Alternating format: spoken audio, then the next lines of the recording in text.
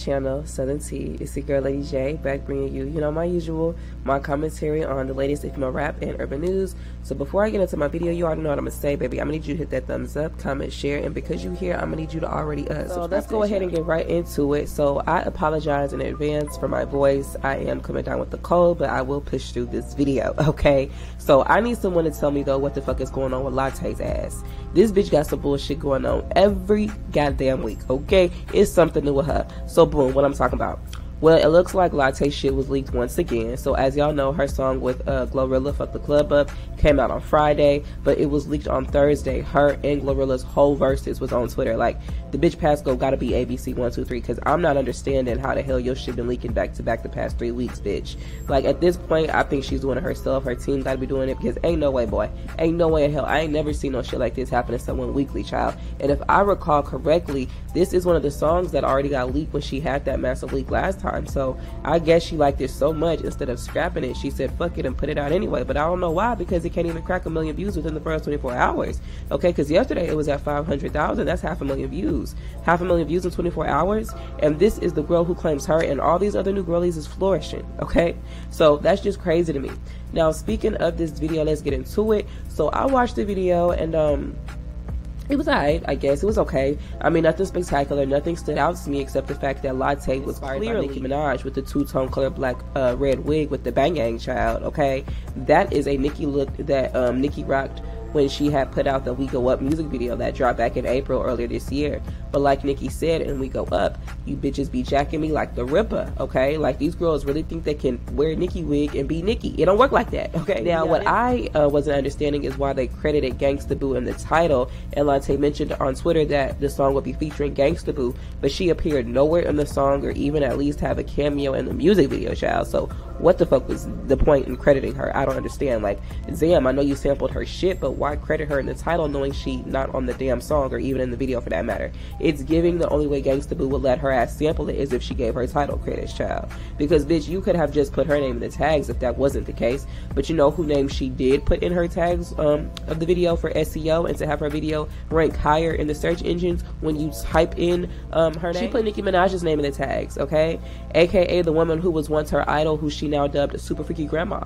So you tried to shame her and try to insinuate she's old and washed up, but you using her tags to help the reach of your flop ass music video that can't even crack 100 million I mean, not 100, 1 million views within the first 24 hours. Even using Nicki name on your ass still can't crack a mil. Like, the nerve. Now, speaking of Latte's ass, Billboard fraud asses then popped out and gave Latte the title of the top new artist of 2022 when we all know Latte been rapping for years now. Like, didn't she have a song on Billboard back in 2019 when she dropped that Bitch from the South record? Okay, that made Billboard. That was her original breakout single, because while it made Billboard, we later saw Saweetie and Trina jump on the remix. So why Billboard playing games and calling Latte new? They done already did a write-up about her and every fucking thing back in 2019 when Bitch from the South dropped and was calling her new then. Okay, it's giving bought-ass accolade and accomplishments. So they really trying to gear this girl up to get that dusty-ass Grammy, because Billboard also gave Latte Billboard's #1 top female rap artist of 2022. Like, bitch, they ranked Doja #3, even though she has had multiple songs charting on Billboard all year, even as of now, while Big Energy been left Billboard. Okay, they ranked Nicki #4, even though Nicki was the highest selling female rapper this year, and her one song outsold Latte's whole album. They ranked Megan #4, even though she had more songs on Billboard this year than Latte did, and they ranked Glorilla #5 when her EP did higher numbers than Latte's second album. And Cardi, goddamn ass, didn't even make the list, child, which is kind of not surprising, because like I've been saying, her hype has been dying down as of late. What fuck is the basis for this fake ass accolade for Latte? I wouldn't even have had an issue with this if Latte's sales numbers and streams aligned with this so-called ass accolade. Like, what is this based on? And the only reason the song was on Billboard so long is because of the heavy ass radio play her ass got. Because who in the hell was really listening and streaming to Big Energy? Okay, this is the only song Latte could manage to keep on Billboard because of radio play. So again, what is the basis for this bought ass accolade? It's already been revealed a couple of days ago by Spotify, whom is the biggest streaming platform of music, that Nicki Minaj and Doja Cat were the top streamed female rappers this year. My bad. So I want to know how is Billboard coming up with this top female rapper of 2022 when she damn sure wasn't streamed or listened to by the general public like that. Okay, that would go to Nicki and Doja Cat, and I know nobody nobody was buying Latte's music because she couldn't even crack 30K the first week her album dropped, okay? Glorilla did more than she did. And the most album units sold this year for a female rapper was Nicki Minaj, and she didn't even have no album out, okay? Her last album was Queen, and that was years ago. So again, how in the fuck did Billboard come up with this, like, literally Super Freaky Girl outsold Latte's second album? She dropped back in March, okay? Nicki's one song outsold her whole album. So again, how is Billboard coming up with this? I'm trying to tell y'all, they trying to set this girl up for this dusty ass Grammy. They setting up all these fake ass accolades to make a Grammy award being given to her make sense, and we all know it still don't. Not when one song outsold her whole album, not when she can't crack 30K in album sales, not when she can't crack 1 million views on a video from flourishing rappers within the first 24 hours, not when she's supposed to be getting a push. Like, the math ain't mathing. But it's very clear what is being done here. Very clear. Just like it's very clear the reason she unfollowed 21 Savage yesterday is because his ass basically denied her on Clubhouse. Oh, yeah, let's get into that real quick.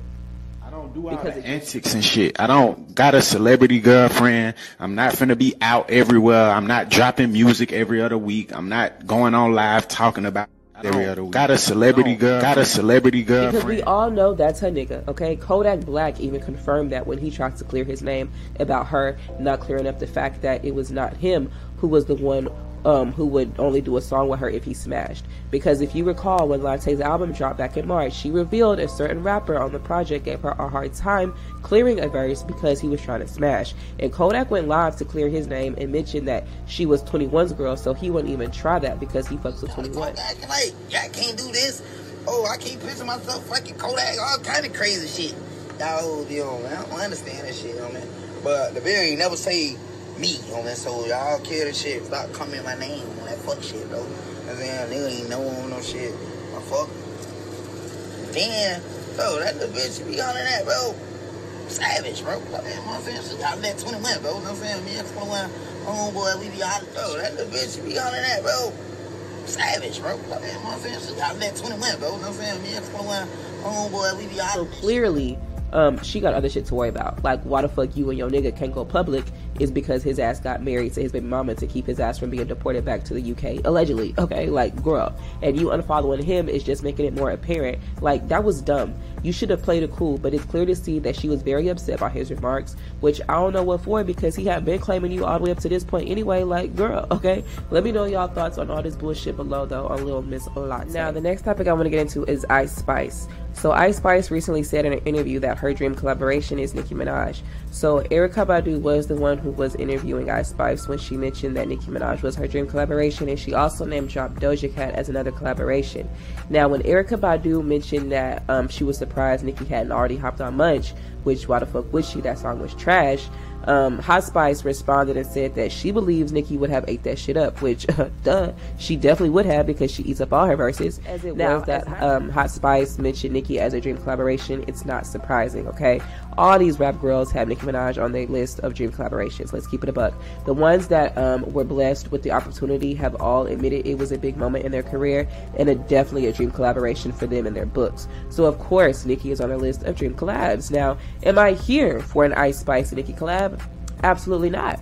I see no reason or no need for it, especially when I don't find Ice Spice to have any depth or substance in her raps. Now, I will give her credit because I gotta give Ice Spice writes her shit. She is the only one with any writing credits on a lot of her music. At the same time, I gotta keep it a buck. I can very much tell that she is only the one writing her shit because sis has ABC rhymes. Her delivery is pretty much the same from what I have heard from her catalog thus far. So like I said before, if she wants to stick in the rap game, she either gonna need to improve her craft or do like the rest of these rap bitches and get a ghostwriter, you know, because she mentioned in her interview with Erykah that, you know, which again we can tell, okay, she also mentioned that she only gets help when she's really bouncing ideas off a producer because they be in the studio bouncing ideas off of each other. And she also mentioned that she does not like to accept reference tracks and that if she's going to get help writing, she would rather work with the writer and build something from scratch. So like I said, even though sis to me, at least she's out here pushing her own pen and she's out here at least trying to be authentic, which I'm sure this is even more fuel for Latte to distance herself from Ice Spice because, you know, Latte unfollowed her after she basically said that Latte was disrespectful for trying to age shame Nicki Minaj. So my final thoughts on this shebang is I kind of find it sad that female rappers have to let it be known that they write their shit. Like, to me, if you gonna call yourself a rapper, that should be the expectation. It's too many girls getting away with reference tracks and having their records written because the likes of people like Cardi coming into the industry and making it acceptable to have a viewpoint for a rapper not to write their raps, in my most humble opinion. But let me know your thoughts on that. I want to get into is Cardi B. So fans are calling out Cardi and the Breakfast Club for payola because Cardi did a so-called impromptu interview on the Breakfast Club the other day, and she was speaking with them on the phone.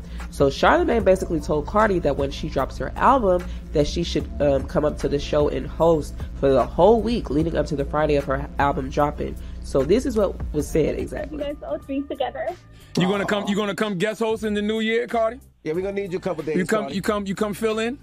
Oh my God. I will bring that shit down. I can't even curse. I will break it down. No, for real. When your album drop, you should come up here the whole week. So wait. All right, but can I interview artists? Yes. If you want. You can do whatever you want. You can bring the artists that you like. Oh, that would be fun. So that means you can put on all these girls that you be co-signing and, rooting for. You can bring them all up. All of them. Yeah, I can do that. Have breakfast for you every morning. Bacon, egg, and cheese every morning. I thought she was calling to say goodbye and wish me well. Now all of a sudden this turned into a plea for her to come up here. I find that fucking ridiculous, and I'm going to tell you why. Because when in the fuck did this ever happen before? When did they ever do this before? Let me know down below, please, okay? This is the same outlet that pushed Bodak Yellow to go #1, and the same outlet acting as one of the lead forces in the Nicki Minaj hate train back in 2018, especially Charlamagne's ass.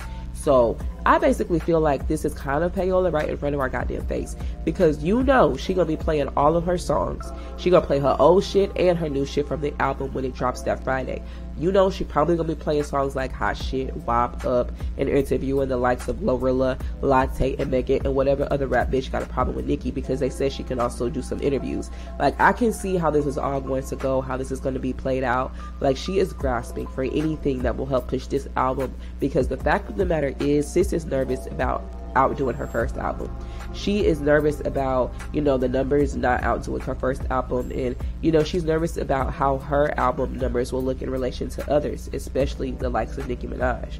That's what it is. Because why else wait 5 years to put out your sophomore album, but you steady dropping singles, teaming up with folks for collaborations, performing your old music at clubs and lounges? She was performing.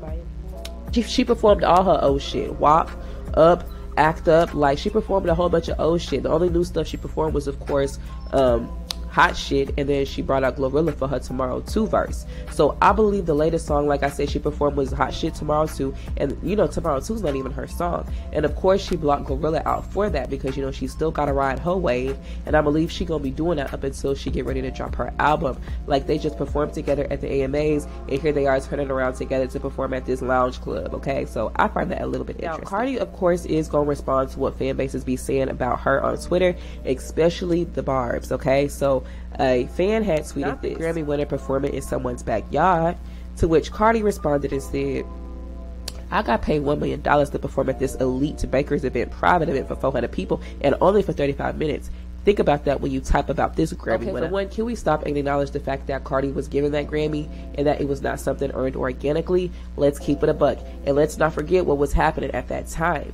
Same thing with Megan. Megan was given her Grammys by the industry, especially after getting a Beyonce collaboration, which was easy because she is managed by her husband's label. Anyway, I'm kind of tired about Cardi bragging about how much she's getting paid for shows and performances. That's fine, sis, but you still ain't been on nobody's tour, love, okay? So what, you getting paid $1 million to perform for 400 people for half an hour, okay? Imagine how much you would get paid from a world tour in front of millions of people for a few weeks. I don't give a damn about shows and performances. Everyone can do that. Where is your album? When do you plan on touring? When is your new music coming out? I'm sick of the back and forth with bar pages. Her doing this inspired other rap bitches to do the same ass lame ass shit.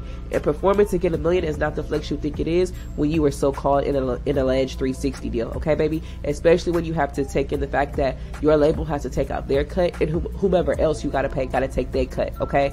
Especially with this being this far into your career, $1 million, they would have had to up that price. With all these accolades and praise that you get, babe, you should have requested this. She talking about performing is her passion, then why haven't you went on tour, babe? Perform consistently, baby. Okay, if that's really your passion, make it make sense. Your passion is performing, but you ain't been on tour after releasing your debut album 5 years ago. Serious question though. So anybody game, you know, why is it that your fame requires so much validation from the fucking internet? She want to be validated by strangers, people she don't even know, will never know, never meet. She out here posting text messages of Offset talking about how he horny and how he loved when he showed her BBL surgically enhanced ass off after she had posted that video of her showing off her new body, and then she turned around and got backlash for it, and people started saying that her thighs and legs were not proportionate enough to her ass to match. And then she responded to his opinion on the internet. So she said this: now, who the fuck said you can fuck me or any bitch? You got no choice but to fuck your pillow. You are married. Why do you care about this lame ass nigga's opinion? And when another fan asked why she was responding to him because he really didn't have that much high engagement on their tweet, she said, because the audacity, that's why. Then she out here getting surgery, because ain't no reason the bitch should be getting this much surgery, reconstructing a whole goddamn body and face. Yeah, she can do what she want, but it's screaming insecurity to me. She ain't stopped getting surgery since she came out. She out here on Twitter arguing with trolls about her career. She out here throwing out pay stubs to prove something to social media, and all for what? Because she craves validation due to being extremely insecure, and that's just my most humble opinion based on my observation. Because ain't no reason you should be consistently responding to what fans on Twitter have to say when ain't shit gonna change about it. You've been in the game 6-7 years now. You should know this by now. So why constantly give your energy to this? And you know you can't change it. You know, it's just going to continue to make you look like you lack self-control and that you lack security. She's been in the game way too long to continue to be this damn sensitive. Also, sidebar, ain't the outfit that she wore at this lounge performance the same outfit Doja Cat wore a few years ago? Like down to the hairy nipples and vagina? Anyways, let me know your thoughts on this topic below, okay? Let me know your thoughts on all that hot shit. No pun intended. So the next topic I gotta get into is Glorilla. So Glorilla recently stopped by Funk Flex for her freestyle, and y'all can check that out on your own time. But it was definitely mid, in my most humble opinion. It was some mid, okay? It was mid shit. I couldn't understand half the shit she was saying, and I think Glorilla needs to switch up her cadence and delivery every now and again, because like I said before, I'm gonna say it again and keep saying it, this shit gonna get played out. I see it getting real tired real fast, okay?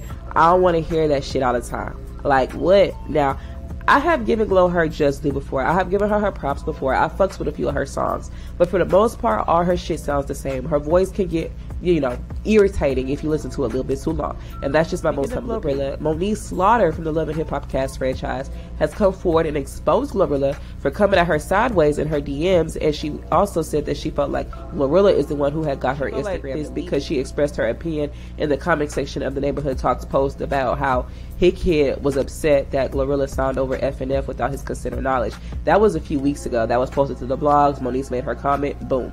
So she was upset about that and slid into Monique's DMs. Now, before I get into this, my thing is, it was plenty of people that commented that was saying Glorilla was not making a smart business move, and that it was also plenty of celebs and public figures commenting about the situation as well. So I'm just confused as to why she chose to go after Monique. But that's probably because, you know, Monique was saying, you know, it was probably because what her comment was saying was making the most sense. It was coming from someone with a background and who was well versed in the music business and industry. So it was only natural that Monique would know something about it. So the comment that caused Glorilla to feel some type of way, so much so to the point where she jumped in Monique's DMs, is when Monique had said this in the comments of the Neighborhood Talk. I do not effing get it, bro. It's called a split sheet and a Writers House Association and a publishing house. How y'all newbies get into the game and don't know what the heck a split sheet is, bro? Like, it's irritating at this point. Because he signed what exactly, to who, for what, and how? And if he's not your manager, why is he in label meetings? He's a beat maker. He makes beats. He gets 50% of publishing off top. If he had producers help him, then it's up to him to allocate their percentages out of his 50%. If you are the sole composer, because there's a difference, composers is a writer who put a melody to a beat, then the other 50% is yours. If you are just the writer, then you don't get 50. It's up to y'all to figure out how much your words to his beat and melody are worth the percentage wise. Now, if you didn't pay for the beat, the studio time, the engineer, then you own zero masters. He's a snake. Okay, well, you should have known how to handle your business, and his beat did create you. Without his beat, there is no FNF, and we wouldn't know. And that was a read. And when I saw her comment this back, when I saw her comment this under the Neighborhood Talks comment section, when this was originally posted, I thought, you know, she broke it down really well, and a lot of what she said made a lot of sense to me. like the way the percentages have to be split between the producer, the writer, the composer. And it was weird to me that Glorilla had him in label meetings when he was not her manager. So, however, when Moniece said, without his beat, there is no FNF and we wouldn't know you, I think that is what struck a nerve for Glorilla, and I can see why, because in Glorilla's mind, it's probably coming across to her as if Moniece is saying that he made her, which he did not, because, you know, he may have had a hand in her come up, but on top of that, Moniece had also said another thing in her comment that had probably ruffled her feathers. That thing was that she was speaking facts, okay? She was making sense. And I think Glorilla knew that, and it caused her to feel some type of way. And when people don't have any basis for an argument or debate, they usually result to personal attacks that have nothing to do with the issue at hand. We see Cardi do it all the time. That's called a red herring logical fallacy, because Moniece's parental skills nor her child had nothing to do with what was being said about the music business. So Glorilla told Moniece this: "Keep my name out your mouth, you old hoe. What the hell you worried about a young bitch like me when you don't even have custody of your child? You worry about the wrong damn case." Now, they went back and forth, but it ended up with Glorilla telling Moniece that she couldn't whoop her and called her an old bitch. Now, let's pause. What the fuck is up with these young female rappers and just rappers in general coming at older people who've been in the game, coming at their age? So you coming at them for being older than you? Like, what the fuck? You better hope you at least make it to see the age that they are. Like, you coming at them for their age, like you don't gotta get there. Okay, so they talking like they're gonna be young all their life. That don't make sense to me. Like, these bitches better pray their ass is still relevant. Look at Nicki over 10 years in, and it's still bitches that she's out young flourishing female rappers allegedly. So I just found this very tasteless, and it made me kind of disappointed in Glorilla, because she did not have to come at Moniece that way at all. It was highly unnecessary, and it showed a lack of maturity on Glorilla's part, because for one, many influencers were commenting similar things that Moniece was saying. I just feel like she thought Moniece was an easy target, and she felt like nobody would really care about her coming at Moniece. So Glorilla clearly been hanging around Belcalis a little bit too much, because this is something I see Cardi B would definitely do. But let me know your thoughts. Next topic I want to get into is JT and Caresha. So first off, I just want to say on record, in my most humble opinion, Caresha is fake as fuck. And JT needs to go ahead and just go solo, because I personally felt like Caresha could have been dropped throwing shade at JT. Y'all know them friends that, you know, they have to always throw slight shade or say some slick shit but try to play it off as a joke or a kiki. I get them type of vibes from Caresha. So a couple of days ago, Caresha had tweeted, "Damn, I don't want to be old. I'm finna be 30 soon." And let me just say, when did the fuck did 30 become old is my question. Y'all bitches just be saying anything. Once you out your 20s, you old? That's what we saying? That's dumb as hell to me, because it's literally just a numerical value we assign to keep track of our times, bitch. Like, it's some 30, 40, 50 year olds looking good as hell and better than a lot of these young hoes. Let's keep it a buck. I'm 25, and even a couple of years ago when I was 23, 22, never did I consider 30 to be old. If 30 is old, what the hell is your sugar daddy Diddy? Ain't shit. Ain't that nigga 50? So he must be old as Methuselah to you. So on top of that, I feel like this was slight shade at JT, because Caresha won't be 30 until 2024. You know, she was only born in 1994. So therefore, she's 28 going on 29. She tweeted this on November 30th. That was a few days ago. And guess who turned 30 3 short days later on yesterday? JT. So what, you trying to call her old because she hit 30 before you? Like, bitch, I'm confused. So I guess JT kind of felt some type of way about it, and instead of addressing it with Caresha, she kind of wanted to be passive aggressive and retweeted a video of a time lapse of Nicki Minaj grinding and rapping from the time she hit the scene in 2007 all the way up until Super Freaky Girl in 2022. So JT has said this makes me happy and excited for my future. Motivating as fuck in a world full of people who make women feel like age matters. So I definitely feel like that was a slight towards what Caresha had said the other day about 30 being old, because why tweet that knowing one of your best friend's birthday is just in a few short days and she will be turning 30? Like, later Caresha did wish JT a happy birthday, but it was interesting how she did it, because this is what she said. Happy B-Day at JT. So happy to have you as the balance in my life and doing this so-called this thing called life with you. Through every argument and differences, you always remain solid. I'm so blessed to have you as a friend and sister. I love you. Now, bitch, let's turn the fuck up. And after I read that, that's what convinced me that, yeah, JT need to go ahead and go solo. Because for one, she said through every argument and difference, you always remain solid. A little bit too solid for me. Because remember when JT and Cardi was going at it a while back, and Caresha was on mute and they say shit to come to JT's defense against Cardi, but she was rapping the lyrics to her verse of Tomorrow 2 like a week later? I bet you they had some kind of goddamn argument about that. And JT clearly wants to keep Caresha around as a friend because she continues to put up with the snake shit from Caresha. At the same time, JT need to kind of grow a backbone to me. Like, I ain't like how she let Cardi get one up on her at the end of their argument, and she kind of let Cardi sue her. And I just think it's because Cardi knows something about JT that we don't, and that JT don't want out there. But because, you know, JT, you supposed to be a gangster bitch. What happened? Okay? So anyway, let me know your thoughts on that below. And do you feel like Caresha is being fake towards JT? Let me know your thoughts on their relationship. So my next topic that I want to get into is very comical to me. So I want to talk about this just real quick. So Bad Baby is now switching sides. Danielle Bregoli, okay? She is now changing her tune. So this is what Bad Baby had to say on live the other day. Rapping. And, like, her delivery is just, like, it's so fire, like, because no one can really, like, there's a lot of different females, but no one can ever, like, beat her way of doing, like, she's in her own category. Like, that's why I don't really like when people, like, pin her next to Cardi and stuff, because even, like, Lil' Kim, like, they be trying to pin her next to Lil' Kim and stuff, like, when people say Nicki's, like, my favorite female rapper, they get mad and they try to be, like, bro, now they trying to say I called her. So I thought this was interesting for a couple of reasons, being that she had so many negative things to say about Nicki in the past while continuously uplifting. Cardi's way better than Nicki. I don't care what anyone says. Cardi actually says stuff. Nicki just has attitude. So what? Wow, big deal. Wow, so you're on Cardi's side in their beef, huh? Nicki is really gonna fuck herself. She's really gonna fuck herself. I really think so. She just seems so bothered, and it's like, dude, you know how much more better you look if you would just sit back and be like, look at these people winning, okay, cool. Why is she so miserable? So clearly she was saying things for attention and shock value and to troll the queen, which we already knew. Like, she said some outlandish things in the past as it pertains to Nicki in comparison to Cardi. So this is a prime example of what people be talking about when they say all these rap girls is Nicki fans. Like, literally all of them. All of these rap girls, and I do mean all of these bitches, was inspired by Nicki in some way at some point. Argue with your best bitch. I said what I said. The issue is when her fans make it into the industry. After being inspired by her all their life, they now see her as competition while secretly wanting to be her because, you know, she was their inspiration. Latte, she's a prime example of a Nicki fan who made it in the industry that kept up with fan pages to fuel Nicki being her competition.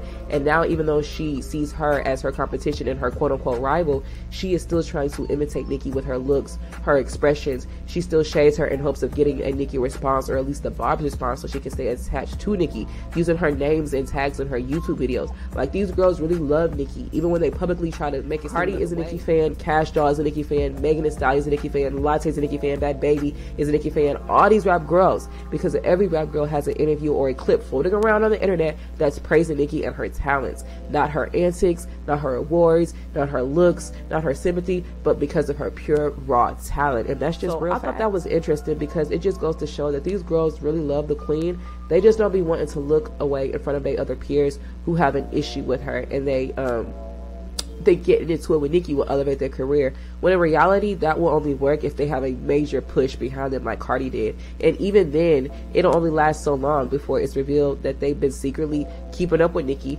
pages and tweets and keeping up with her fans. But let me know your thoughts on that below. So my next topic I want to get into really quick is Bia. So it was brought to my attention that Bia has dropped her own makeup line, so congratulations are in order to Bia. I think it's always a smart business move for these musicians to have other sources and streams of income. I honestly think the makeup industry is kind of saturated with women in music and influencers. I mean, we have Fenty, we have Kylie Cosmetics, we have Rare by Selena, we have Rare by Ariana. I know Lady Gaga have a brand now, and it's others. So, I mean, I kind of wish Bia would have gone another route instead of the makeup route. But I mean, if she want to do makeup, that's her prerogative. Maybe that's what she's always wanted to do. I just feel like personally it's saturated. Like, I just wish these girls kind of switch it up and find another lucrative business lane to profit off of, but different as well. Like, when Nicki talked about doing press-on nail lines, I thought that sounded dope as fuck and different compared to what everyone else is doing, because 9 times out of 10 it's always makeup. But again, congrats to Bia. Let me know if you are here for it. You know, I don't really wear makeup. I might throw on some lashes every now and again and lip gloss and eyeliner and call it the day. But let me know if you will be checking out her makeup line and if you're here for it.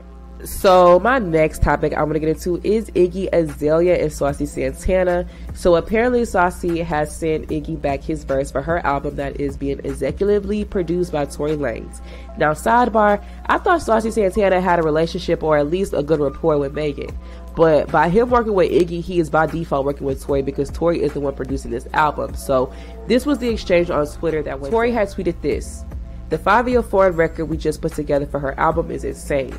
To which a fan responded and said, "Can we also get Saucy Santana on the album for the gays, days, and girlies?" To which Saucy quoted the tweet and said, "I'm sending my verse back, hashtag please hold." And Tory responded and said, "Thank you, at Iggy Azalea's album is going to be massive." So clearly Saucy Santana will be on Iggy's album. I'm just curious how Tory is leading this project while facing the stress of this trial and this that's ongoing right now. And if he is found guilty, how will he continue to produce this album? Okay. And I feel like Iggy has to have already asked these questions before allowing Tory to take the lead on being the executive producer. And whatever she was told by him, she was clearly confident in his ability to do this.